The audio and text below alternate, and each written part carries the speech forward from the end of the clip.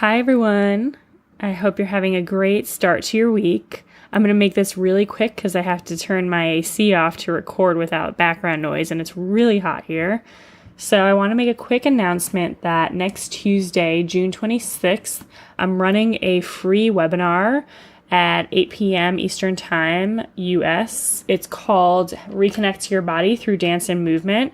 It's going to be about an hour long, and I'm going to guide you through movement-based exercises to help you trust your instincts and conquer visibility fears and prevent or really resolve self-sabotage.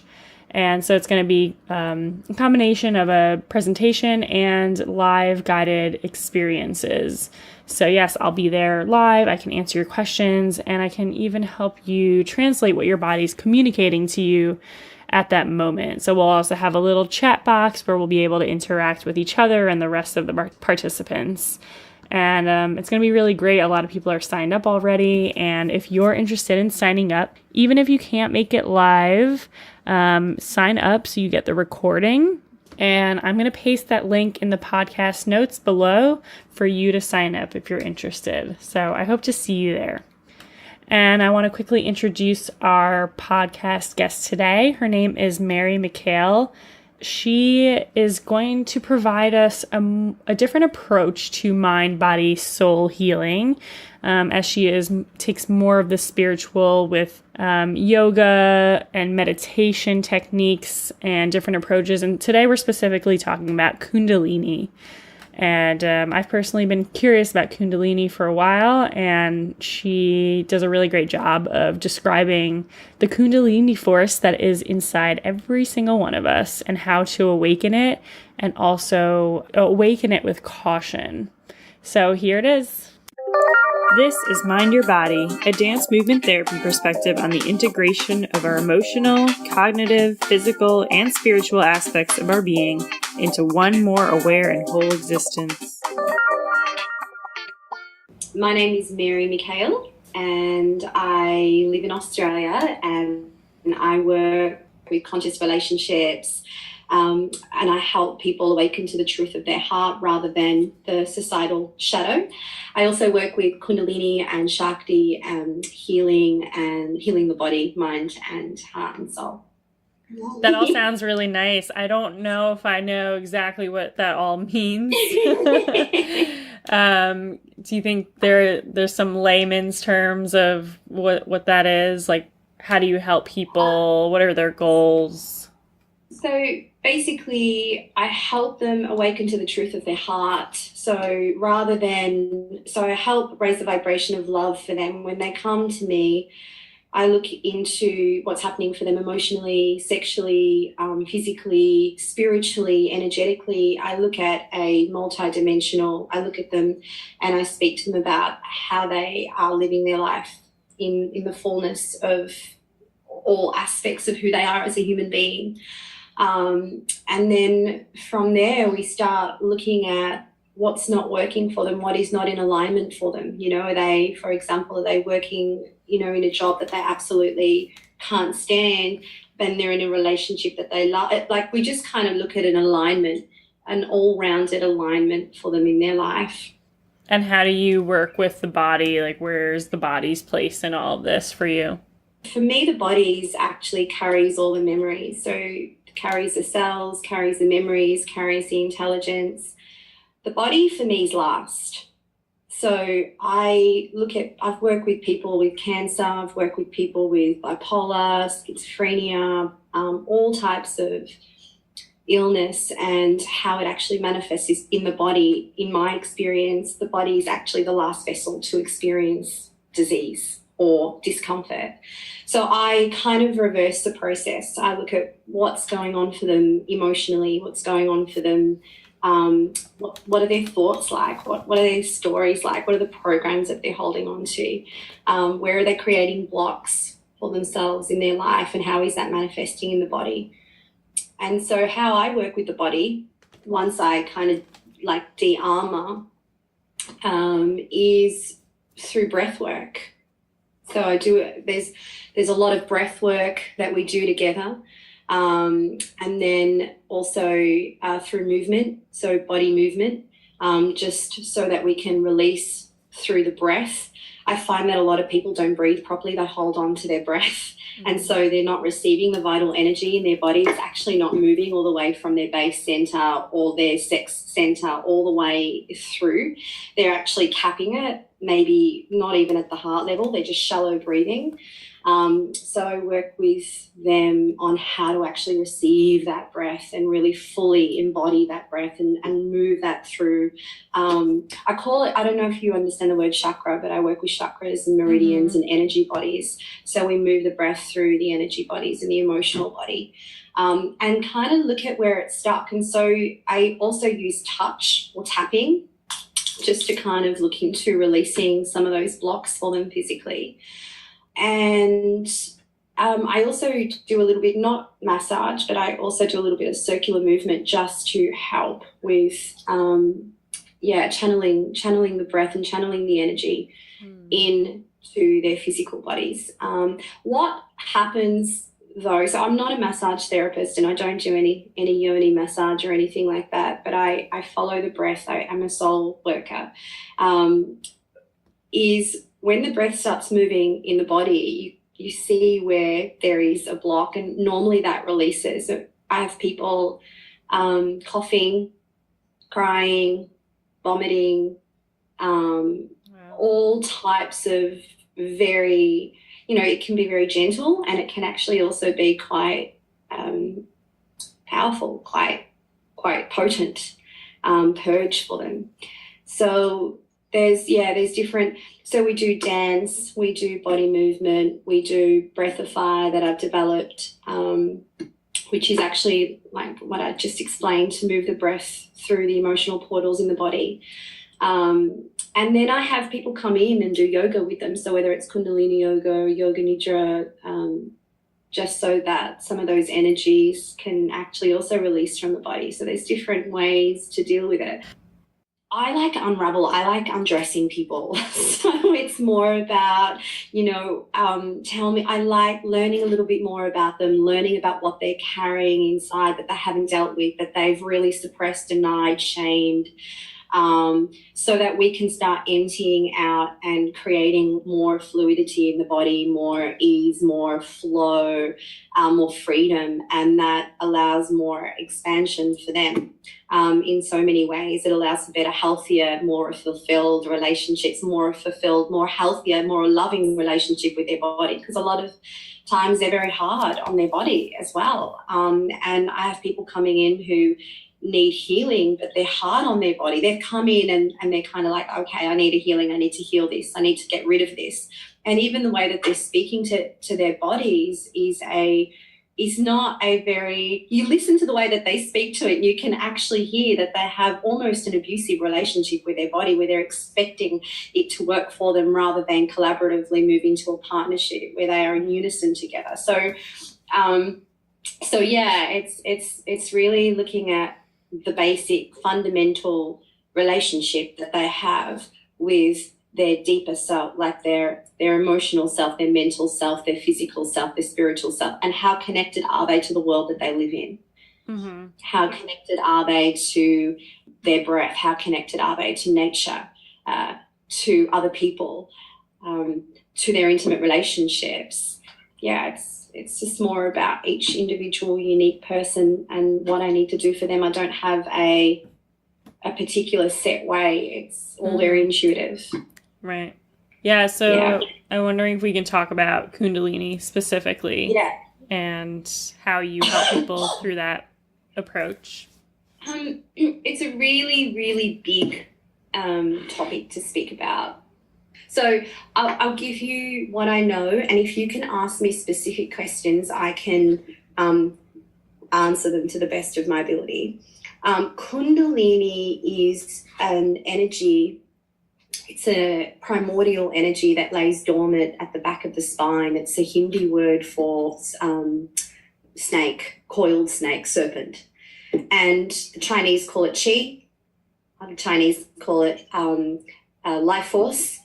The Hindis call it Kundalini. So it is a primordial force and energy that once awakened basically allows the person who is experiencing the force of nature to awaken. So it's not something, so if you're not practicing consciousness, if you're not practicing working with energy, if you're not harnessing that through yoga, through meditation, through sacred dance, it's very difficult to cultivate that energy.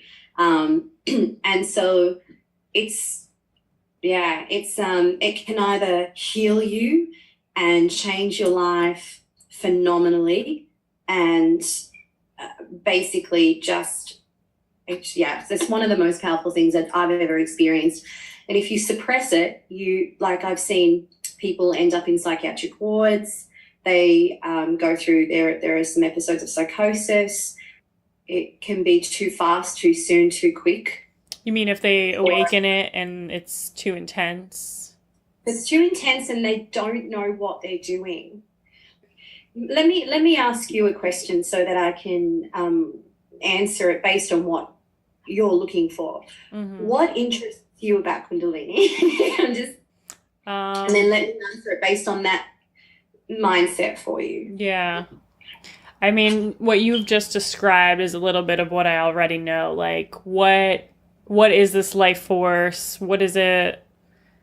How does it exist? And yes, what does it mean to awaken it? You know, what does that mean? Where does it go? You know, I don't know. I don't think I have a specific.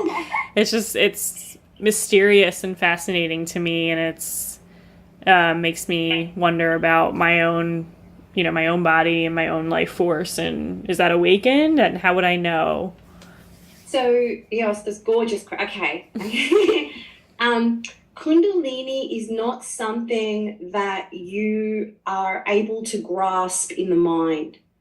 So it isn't something that can be used to help your body awaken purely on a one-dimensional frequency. It doesn't work like that. It's life force energy. The person needs to have and it lives inside of you.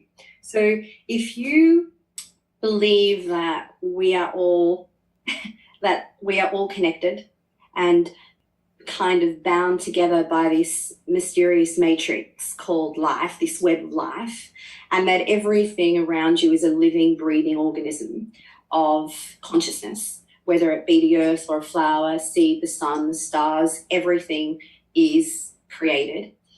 And when you breathe through your practice, so I'm not sure if you do yoga or meditation or anything to awaken, your body, your cells, your spirit, when the person practices enough to breathe that consciousness into themselves, what they are doing is they're receiving the connection that they are. You kind of begin to cultivate more of that presence, that consciousness into your body, which when that is activated, so there's a part of you, it's just really difficult to explain, there's a part of you that actually is connected to the stream of consciousness, which is the stream of everything. And when that is connected, it almost plugs into itself. So you're activated, your soul, your body, your mind, your chakras, which are the energetic wheel of life that move around you. When that is activated, everything is activated, so that you have no choice in the matter. The Kundalini or that life force, that chi, the vital energy will move through you. It's almost, and you step out of the way. The mind cannot control the process. And in fact, what I've seen is when the mind tries to control the process, the Kundalini, the energy is suppressed because it's not free. So it's like the mind has to step out of the way to bring in a level of freedom, if you like, to breathe in a level of completely surrender. The mind needs to completely surrender in order to experience this flow of energy. Is that happening in the moment, or is that happening for the rest of your life? So your Kundalini is your life force. So it's your matrix, it's your cosmology. If there is a part of you and if it's life force, it's everything anyway. So once it's activated, it just becomes aware in your blood flow. So your consciousness and the flow of energy from within you basically starts moving to help you manifest whatever it is that you want to manifest in your life. So generally speaking, it's forever. You can't press it off. It's once it's activated, once it's on, it's on. But what you learn to do is what it teaches you, and you learn to work with it. So I'm going to give you a very practical, very basic example. Great. I was just going to ask. Yeah. So for example, if you have a fear of letting people in, or if you have a fear of vulnerability, or if you have a fear of breaking up with someone because, you know, you've been with them for so long and, you know, what about the kids and whatever it is. So it's a very, very basic example. If you have any of those fears and you experience a Kundalini awakening, so that force, that life force is within you, it will be experienced through you in two ways. One, it allows you to transcend your fear and actually move away from that patterning, from that program, from whatever it is that's preventing you from experiencing the fullness of your life. So it will have to do that, because if you don't allow it to flow, it'll block in your body and it won't feel good. It'll block until it's resolved, because its main purpose is to help you awaken. Its main purpose is to release all the blocks physically in the body, but physically in your external world as well. So because the physical world is not separate to the external world. So it will begin to unravel you emotionally, psychologically, physically, so that you deal with whatever it is that you need to deal with in relationship with yourself and in relationship with other people. And if it's a fear that you're just not acting on, let's say the flow of energy will be stuck in your body until you resolve it. And that can be a nightmare if you're resisting it, because it'll manifest. So for me, it manifested, I think it's a video that you heard, it manifested by I slipped discs, 3 slip discs, L5, L4 and L3. MRI, mass, like I couldn't do anything, nearly needed to have an operation because I was completely suppressing, resisting and blocking a part of my physical body, but also how I was living externally. It wasn't matching the flow of energy within my own body, my external world. So I had to heal what was really going on and change my external world physically in order for it to continue moving up into my body. How did you change that? A little bit crazy. Hey? How did you change that? I did everything. I went to kinesiologists, physiotherapists, psychotherapists, every single therapist you can imagine, dance therapists, a high dance therapist. I went to yoga therapy. I went to everywhere. And then eventually and then breath work. So I realized the medical system wasn't going to help me. And I realized that I needed to actually take time out and really look at what's going on. And I just stopped my world. I stopped working for 3 months or whatever it was. And I asked for support and I really looked in and had to heal myself through it. So a series of one-on-one energy healings, kinesiology sessions, yoga, stopped all medication, and just really focused on releasing that emotion and speaking my truth. Was that a gradual healing that you experienced, or was it like kind of happened really abruptly or spontaneous, or no, abruptly? So when it first come on, I kind of was like yourself. I was like really intrigued. I know, I'm asking a lot of questions. So watch out. I was super intrigued, and I teach meditation. I help women embrace their sovereignty, and I was seeing so many women in my presence experiencing this dynamic body movement and awakening. And so I went, you know what, I'm going to focus purely on my body. And I went and I did dancing and I did yoga, and I fully focused on my body. And it was too much it was too quick, and I awakened it way too fast, and I had suppressed shit going on in my life. And so when it awakened, it was completely abrupt. It was so abrupt. Literally, I was dancing one moment and the next moment I couldn't move my hips. And then a few weeks after that, I was at the doctor's, and then the next day I was in hospital, and then the next week I couldn't walk. So I couldn't walk, I couldn't dress myself, my partner was literally dressing me, I couldn't see any of my clients. All the fears that I had suppressed actually come up to the surface, so it was incredibly abrupt. And then obviously, the society fears as well. I got financial, and I work for myself, and, lower back all relating to sex and intimacy and all of these things. And I'm like, shit, I've really called this towards me. The process of healing, I'm very intuitive, so that helps. And I'm very connected to spirit, and I am connected to my body now. So I had to be really honest and stop fighting myself, realizing that, my body was in fear of fight or flight. And I actually had stored a lot of shock in my body as well, and just overworked, and all the conditions with society and the shadow of society and what we're meant to do and who we're meant to love. And so I had to just switch, the on button, I had to switch the off button. And it was a gradual process.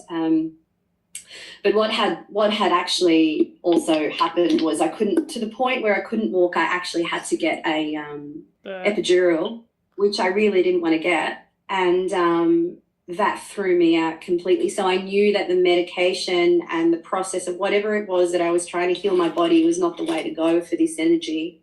And yeah, it's just, you have to heal it emotionally. There's no other way. You have to heal it emotionally, and you have to heal it spiritually. So yeah, it was gradual. It's really quite gradual. But it can say to you, once I would undressed, so to speak, and de-armored, the most profound experiences, like living from a place where these fears and these doubts and these thoughts were no longer controlling the way I live. They weren't controlling my body. I was completely free in my body, completely fluid in my body. Mm-hmm. And there, I can meet that with my emotional body, and I can meet that with my spiritual body, and it's like this orgasmic, and it's quite orgasmic. And you don't know when you're going to have the sensations, the energy move through you, where you are going to have an orgasmic experience without having anyone physically touch you through sex. So it's amazing. Like, my partner's just going, whoa, how am I going to compete with that? You're having these, amazing galactic experiences. It's been one of my greatest gifts this lifetime, to experience this energy physically. Yeah. But it's hard. You need to harness it, and you need to be really humble about why you're wanting to call it into your body. So if you're a yogi and you've been practicing for many, many lifetimes, and it's purely for awakening and to contribute and to heal and to love and to see, you've got an intention that is in alignment with your higher self. But if it's for anything else, and there's no bad around that, but if it's for anything else, it will show you what you truly want and what you don't want, if that makes sense. Right. Makes sense? So, yeah, it does. Kinds of, it sounds a lot like, I know this is a different approach, but my work as a dance therapist, working a lot with trauma survivors, it sounds a lot like if I were to move too quickly with any of my clients, they would have, maybe not as far as re-traumatization, but they would have these sensations in their bodies as if they're re-experiencing their trauma, or they're back in the situation where they experienced their trauma. So they would experience the fight or flight, or the freeze, or the shutdown. And so, I don't know if that's at all related to what you're talking about, but that's how I am making it more make sense in my understanding. Yeah, if we move too fast and we stir up the emotions that may be more suppressed,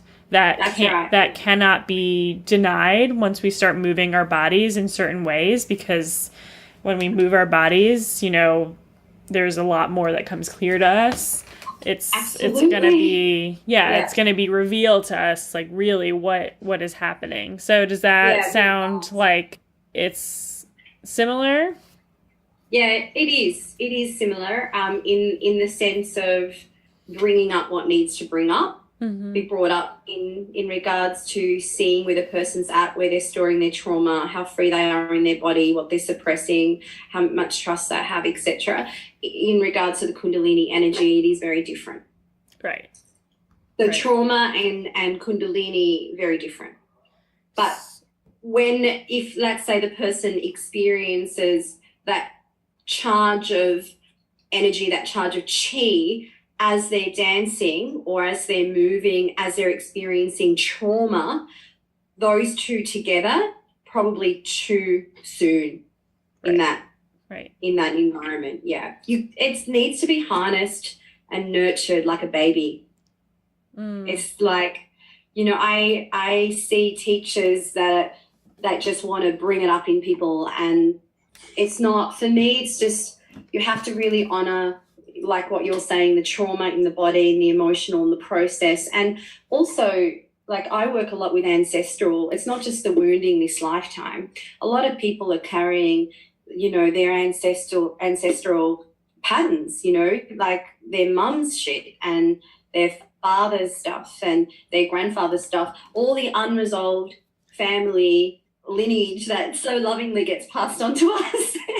So it can be quite overwhelming. And for sensitive women, for sensitive men, often they actually don't even know what's going on when they're experiencing this trauma, because they haven't had the direct physical experience that it's theirs. And it's so overwhelming and quite potent. So, and that's what I mean about the cellular transformation. It's not the trauma that has occurred this lifetime, or perhaps in their lifetime, but maybe in their mother's lifetime or their sisters or whatever. So it's just being really aware that you're dealing with the person's lineage and not just the 16-year-old. I see this a lot with 16-year-olds, 16, 15-year-old sensitive boys and girls who are massively traumatized and they don't know why. And a lot of them are so sensitive and diagnosed by psychotherapists as bipolar, etc. And they just can't move their body. Yeah, I mean, if only they had this different perspective, how different would that be, right? Yeah, absolutely. And I feel like more, I mean, I don't know about America, but it's changing. We're changing. I mean, my background is psychology, and I decided to go off and learn a little bit more about outside the box. Oh, interesting.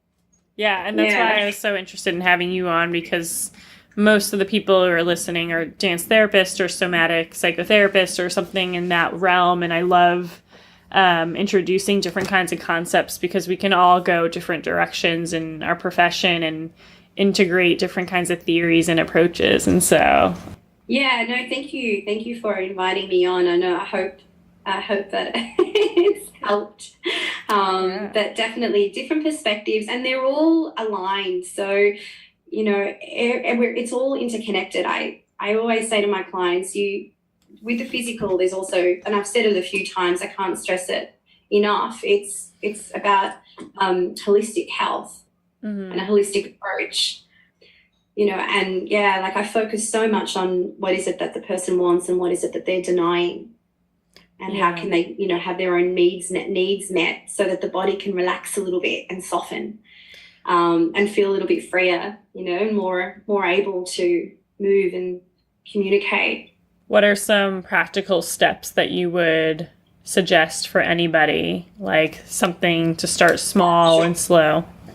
Yeah, when they have had the experience of that, or when they're harnessing, like in regards to what? I mean, I know you were saying that it started as curiosity for you, so even just thinking, like, what are the signs that... Yeah, sure. Yeah. Look, it started, for me, I've been practicing since I was 3 years old, so I was born, if you like, extra sensitive and quite connected. And I've been healing. I heal blind dogs. I healed sick. Like, I've been practicing since I was little. So the curiosity, though, was, how am I going to embody this primordial life force energy and allow myself to experience like this level of ecstasy? So it was a little bit of a crazy curiosity, but I've been practicing my spirituality for a long, long time. So I would say become very intentional just to begin with. You know, what is your intention? Because with the Shakti, with the Kundalini or the Chi energy, the life force basically follows your thought process. It's you, it's within you, it's an intelligence that actually operates within the cell. So become very intentional with what it is that you want to awaken to. And then basically breath work. I love breath work. It's so good. Just conscious breathing, you know, or visualization. So white light, gold light, visualization, connection with nature is always really good. Meditation, movement, I love movement. Movement meditation is hands down one of the most effective practices that we don't don't do. Everyone talks about meditation when you're there and you're closing your eyes, but for me it's also as important to like move when you're meditating, just so that the body is also quite conscious. Dance, like just playing some music, really being a little bit more aware of what you put into your body. Water, pure water. I use oils, essential oils, because the scent is directly connected to your cells. So I use Young Living. So it really, you know, it really just depends on the person. Like I would never want to awaken Kundalini if I wasn't practicing yoga or meditation, because it would be too much for me to navigate physically what's going on. So yeah, maybe like a spirit, like if you're interested in like mind, body health, mind, body, soul health, find a practitioner that can help de-armor you. And really, you know, if you are looking at the Kundalini as a possibility for yourself this lifetime, become very intentional with your wanting to understand and have a relationship, more of a healthier relationship with your emotions, and be ready to let them go rather than holding on to what no longer serves. Yeah, and maybe journaling for others. That journaling doesn't so much, for me, it's more practice. For me, it's more somatic. But for others, they love the journaling. And water. Because how it actually manifests in the body is it manifests through kriyas. I'm not sure if you know what the word kriya is. It's like a sporadic movement. And you kind of, it's like, oh my God, like sometimes it looks like you're either going through like some type of session because it's completely erratic. So it manifests through erratic expression. So, and that's the energy actually moving in and out of your body, and it's trying to navigate through where the blocks are. So the chakra, you asked me before, what that word actually means in Sanskrit is spinning wheel. It's an energy imprint of how you live your life emotionally, physically, spiritually, sexually, etc., where you're storing, you know, your ecstasy and where you're storing your abuse. And so when it moves through you, it actually navigates into the matrix of your physical body and your chakric body, your ethereal body, to see where there's any blocks, to see where you're suppressing anything. And so the movements are quite erratic. And if you're not really blocking anything, it moves through you and you have a blissful, orgasmic experience where you are literally one with all of life. There's no other way to explain it. Everything is beautiful and ecstatic. But if you're blocking, your body is convulsing. And this is from Kundalini or from... Sorry? This is from the Kundalini or the movement practice that you were... No, from the Kundalini. Okay. Yeah. You experience that. You experience the out of control body movement because there's trauma. There's trauma stuck in there that is trying to find a way out of the physical cells. It's trying to find a way out. And so when this massive energy comes through, it wants to move the trauma out of you. That is the intention, to help you awaken the cells and transform the cells. So I would suggest for anyone that is experiencing anything like that, find an amazing, well-skilled, someone who has experienced it themselves, preferably, rather than someone who has just read about it. And I would also suggest either Kundalini or Tantra, probably more Kundalini massage. so that somebody can do some body work on you. And also Kriya Yoga. Kriya Yoga is really good. I wouldn't suggest a lot of dancing when you're going through this. In fact, I would probably suggest no dancing at all. I know that's it's like unless it's very sorry, babe. Unless it's because when you're going through it, dancing can be quite potent for the body to navigate with the energy, because you kind of need to just be mindful. You actually want to use your mind to navigate this energy rather than your body. You want your body to be free with the energy, but your mind to navigate it. You can cause some pretty big damage otherwise to the body, because if you're dancing and these sporadic movements throwing you around, and I've seen it, I've been through it, your body is fragile. Yeah. The dancing is amazing after. So once you have the yummy experience and the integration and the healing and the rest and the sleeping, you can then dance because your body feels way more free to express itself. The trauma isn't so put into a situation where, you're re-traumatizing it and it's forced to change in that moment. So, that's just my experience. Yeah. My recommendations. Yeah. No, it's good. I love how much caution you're telling this with, because it's deep work. It's serious. It's very powerful. So I appreciate the caution. Yeah. And it's just conscious, healthy, taking conscious, healthy caution. I would say to each person, like, just really feel into it yourself and see what resonates. If you want to dance. If you want to, I personally swam. I was in water 3 times a day, and I had a lot of body work. I was a lot of massage, kinesiology, and healing work, energy work, just to balance the amount of chi in the body, just to regulate it. And then I went on to my dancing. But I had to take 6 months off any type of dancing movement. Wow. Which was not my ideal, because when I teach my women and I have my divine feminine, I do my goddess, where it's actually about embracing your body and moving and, moving with your sexuality, etc. So I couldn't do that for 6 months. And I've only just started recently moving back into that. Well, I'm glad you're back into it. Does this also, for people who have chronic pain, does that have anything to do with this also? So do they have chronic pain because they've fallen and had an injury, or do they have chronic pain, because they are storing there's no medical explanation. It really just depends. What I can say, and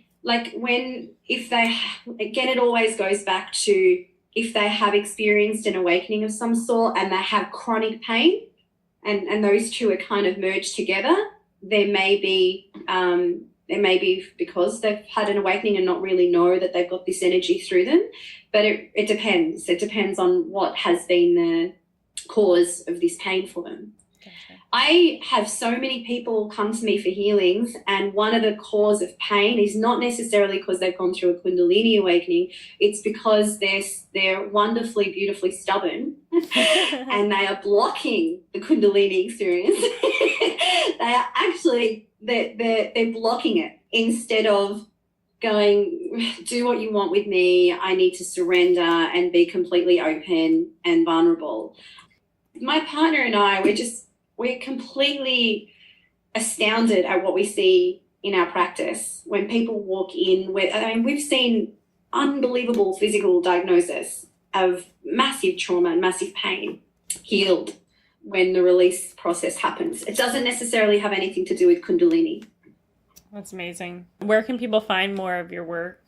onelovehumanity.com, or otherwise Twin Flames, so twinflame.com.au if they want more work around their intimate relationships and how to access that freedom for themselves and others. We run workshops and retreats, and we're coming to America next year. Oh, really? Where? Yeah. Well, it's so big and we've got absolutely no idea. People are like, come to LA, come to New York. It's amazing. Like our retreats are completely full, the workshops are full, people are paying it forward, they're healthier, happier, more fulfilled. I mean, it doesn't always start off like that, truthfully, because sometimes your world needs to fall apart before it can get better.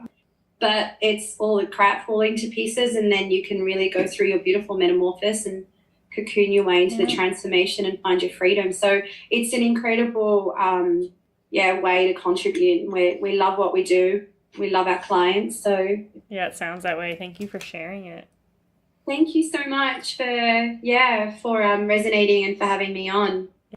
I'd love to see you in person because I can actually see what's going on in your body. Kundalini exists in every person. It's not just some magical thing that happens to some people. It actually is in every single being on the planet. And when it's activated, you feel it. So I'd love to give you an experience of that when I'm in America. Cool. Yeah, so that will bring some stuff up in you for sure. Yeah, I've just quit my job like 2 weeks ago, and I'm trying to get back into a healthier routine and get back into yoga and everything. So yeah, it's definitely something I've been thinking about for a while, but I've just been so busy. So now I'm really grateful for the extra time and totally open. Yeah. Embrace it because like I said, part of the thing for me was I was also so busy. I was so busy healing and being so successful and healing everybody else that I wasn't. And that's been my biggest lesson. And all of my closest friends have said to me, this is your time now to fully pay attention because you do not want an experience where you lose your health and trade it in for being busy. So I'm really happy for you. Yeah, thank you. I don't know if you walk. Yeah, like even if you can't get back into yoga, walking is so good. Oh, yeah. I mean, I work out a lot, which I know is different, and I just went to my first yoga class Monday for the first time in a while, and actually I tried to go this morning, my husband and I, and there was no teacher there, so I was like, all right, there's some obstacles in the way, but I am not giving up. Yeah, I'm feeling it. I was actually feeling it when you're speaking about it. So I think maybe maybe also a little bit less movement physically and a little bit more introversion and entering into the deep dark mysteries of the void and a really quiet time where you've got nothing to do before you bring in the movement again. It's such a sexy marriage when you can have both. It's so sexy and it works. It's so healthy, but we avoid it sometimes. Oh yeah, just being busy. Like I know that my body is physically and also psychologically addicted to busy just because I was so much especially over the last year. So I'm kind of feeling a detox in a way and just going to be trying to get into it. Yeah. Awesome. I love that. Yeah, detox from being busy. That is so good. Yeah. I can totally relate. Yeah. I celebrate it now. Like I wasn't celebrating it before, but now I know I can never have that life again ever. I remember taking a day off and walking down the street, like sipping on my honey soy chai and going, what do people do when they've got nothing to do? It's like, how do people live? Like I actually had no idea how to. Even though I was teaching meditation, I'm very creative. Wow. I like to create. And like I look back and go, now I know exactly what to do, and that's nothing. I got to get on that. Yeah. So I'm celebrating with you, sister. That's Thank you. Really awesome. Yeah. I heard you say that you were working in psychiatric wards. Is that right? Mental illness? Yeah. You asked me previously whether trauma is stuck in the body, maybe because of a Kundalini experience. What I will say to you is, in psychiatric, I've met so many people who have come out and have gone into psychiatric wards that have had a premature Kundalini experience. I would say a lot of them have had that and haven't known how to navigate through that. Are they presenting with more like psychotic symptoms or depression? Psychosis. Yeah, psychosis. Yeah, psychosis, definitely psychosis. Yeah. And also not schizophrenia, but psychosis and bipolar. Yeah. Predominantly. Yeah. I mean, part of the reason, one of the big reasons that I wanted to leave is just because I don't agree with like the Western medical model for psychiatry, basically. Yeah. And I've had a lot of thoughts about, you know, what is psychosis and what if it's not, you know, this pathologized illness, but it was more like an awakening. And so I've had a lot of thoughts about that. And I think there's, I think on the West Coast, there's some kind of facility where if someone's having a psychotic episode, they keep them in a safe place, but they don't medicate them and they kind of just help them, you know, cope with it and almost wait it out. Like our bodies will return to homeostasis and stabilize. Absolutely. Yeah. I choose not to work with many with the schizophrenic because I just don't feel like I can access. There are other people who have got the expertise to access what they need to for those types of beautiful humans. But I've had a lot of success with bipolar and psychosis in terms of grounding the person back into this reality so that they can make choices that are in alignment with this dimension, society, but also without having them let go of some of their creativity, whatever it is that they access that society makes so crazy. And I'm like, I don't think they're crazy. I think these are the artists and they're beautiful. Of our misunderstood this societal system. You know, you know, it's insane because they don't fit into the robotic, and when they're politician or doctor or, you know, retailer, they're off creating whatever it is that they're creating in another dimension. So I think for me, the success has been in grounding that into the body as well. So it's like, let's bring all of this juicy information that you have access to and ground it. Been a long process, particularly in the last 4, 5, 6 years of me working with people like that, but one of the most rewarding because they're amazing. Yeah. So I can understand why you chose to come out of the system. We're trying to find a way to get in the system. To help them. Yeah, that's tricky. It's pretty difficult. In the system. Yeah. I think that's one of it's probably one of the most, like, why I'm happy I'm a dance therapist, because it's kind of the closest to something a little bit more outside the box that we can actually still get into the system and help people in that amazing way. So, yeah. Thanks so much. Thanks for coming on to the podcast. Thank you so much.